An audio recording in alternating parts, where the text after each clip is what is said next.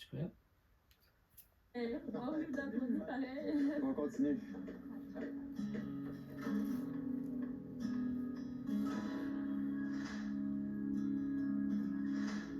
D'accord, on descend le bas. Ça a l'air beau, ça. En théorie, ça va y aller.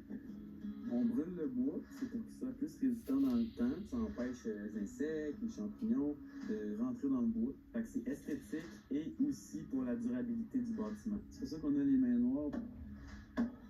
Ben là, aujourd'hui, sur le chantier, il y a 3 apprentis présents. La charpente traditionnelle, c'est quelque chose qui s'apprend vraiment avec le temps puis l'expérience. C'est vraiment long à maîtriser.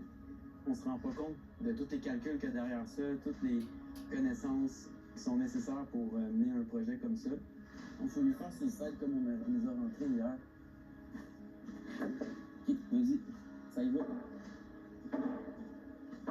Souvent, je dis que la construction standard en 2x4, c'est de la construction de novice, là, parce qu'il n'y a pas d'angle, c'est des coupes droites. C'est pas très compliqué en comparé de la charpente traditionnelle où que tout s'emboîte un dans l'autre, tous les assemblages sont réfléchis.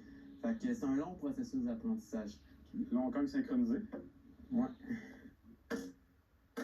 Ça fait environ 3 ans que je suis apprenti d'Arnaud. Je l'ai accompagné pas mal dans le processus de la maison depuis les débuts. Puis de la charpenterie, comme qu'on en fait, là, il n'y a pas d'école pour ça au Québec. Fait que tu vas où quand tu veux l'apprendre? Pendant longtemps, c'est comme ça que les gens apprenaient. Tu voulais apprendre un métier, tu trouvais un mentor, tu collais à ton mentor pendant des années, tu l'observais travailler, puis éventuellement, le métier fait juste rentrer par lui-même. Ah ben, c'est du solide! C'est soudé là.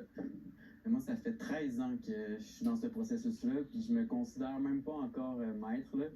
On peut voir en France, là, les charpentes de château, Notre-Dame de Paris.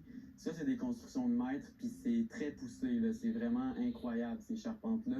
Puis ce qu'on fait ici, c'est juste intermédiaire, là. C'est pas la grosse affaire, là, mais déjà au Québec, c'est déjà de quoi d'assez poussé. Fait que c'est ça qui est trippant là-dedans, c'est qu'on n'a jamais fini d'apprendre.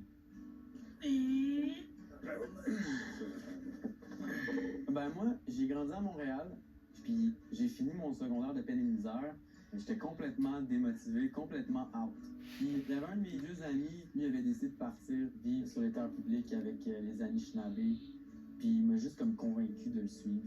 Puis à partir de là, tout a débloqué d'un coup. J'ai juste réalisé qu'on pouvait vivre de façon simple, en harmonie avec le territoire, puis que c'était vraiment enrichissant en fait. Tout ce qu'on pouvait apprendre, tout ce qu'on pouvait faire nous-mêmes, là, à quel point genre, ça pouvait aller loin.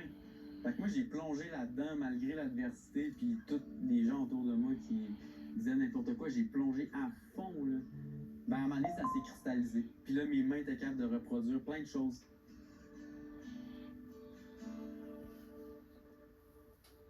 On est comme dans le bout critique, là. C'est good, ça passe, vas-y. Ça prend énormément d'aide, ça prend un village, une communauté, pas le choix, sinon c'est impossible. Stop!